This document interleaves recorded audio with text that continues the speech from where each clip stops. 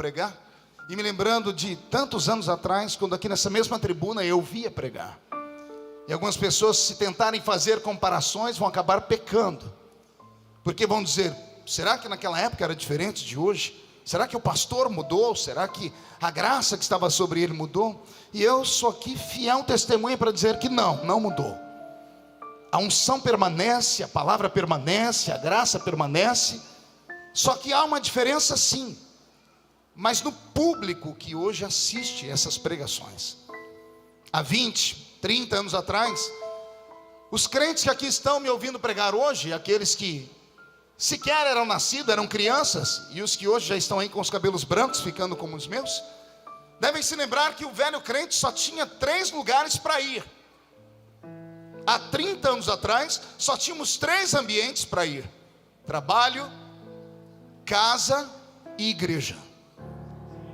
Casa, igreja e trabalho.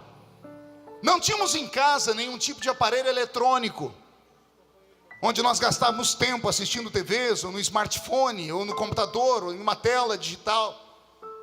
O nosso tempo era tomado em comunhão com Deus, em oração, leitura da palavra e meditação no culto que nós participamos.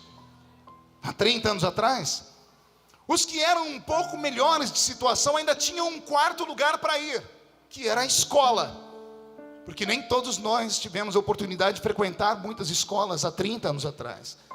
Então imagine que todo o tempo do crente era dividido nesses ambientes: escola, trabalho, igreja e casa.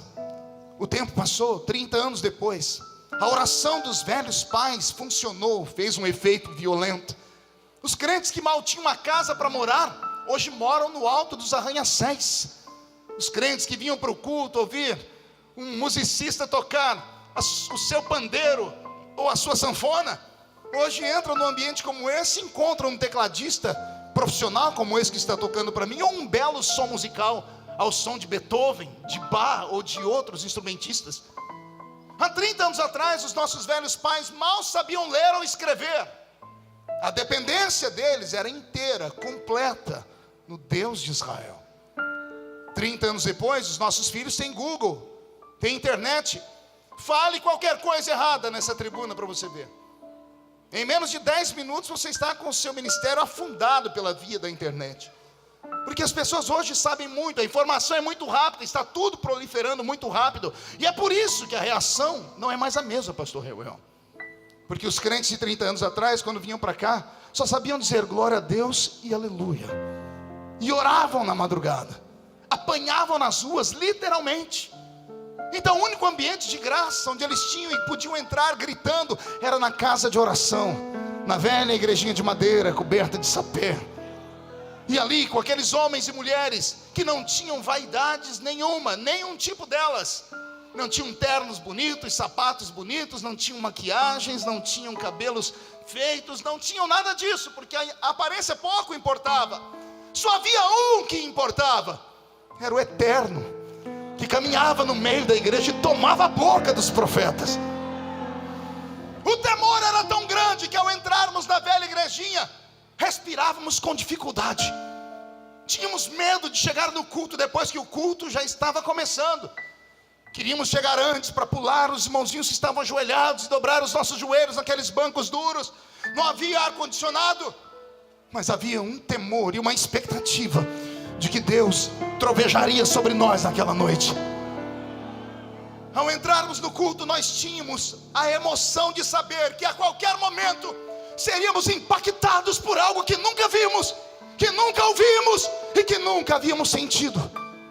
O nosso povo está tão aparelhado pela ciência que quando alguém começa a falar qualquer coisa, eles já terminam a frase por causa do conhecimento. Começamos a cantar uma letra, as pessoas terminam ela e acabam fazendo outras músicas a partir desta letra. A ciência se multiplicou. E aí se cumpre o que a Bíblia diz: e por se multiplicar a ciência que traz a iniquidade, o amor de muitos se esfriaria. Estava num debate de rádio há pouco tempo atrás, e um ser humano entrou no ar e disse: pastor, como é que o senhor se sente pertencendo a uma geração de pregadores que não tem unção? Me deu uma raiva. E eu falei, por que é que você disse que nós não temos unção? Ele diz, porque eu venho de uma época que quando o pregador falava a paz do Senhor, acabava o culto. E eu tive que concordar com ele em partes, porque eu me lembro, nessa mesma tribuna, cultos que não terminavam. Pessoas que saíam lá de trás, por cima, flutuando no meio dos irmãos. 100, 200 pessoas arrebatadas no culto, onde o próprio pastor Napoleão Falcão pregava. Veja só, 30 anos depois. E olha a nossa dificuldade de termos a sensibilidade de sentirmos Deus. E aí vem aqueles carnudos dizer assim, não, é que o pastor não tem mais unção. Não é isso. Estamos despreparados. Não temos sensibilidade para perceber que Deus não mudou. Quem mudou fomos nós.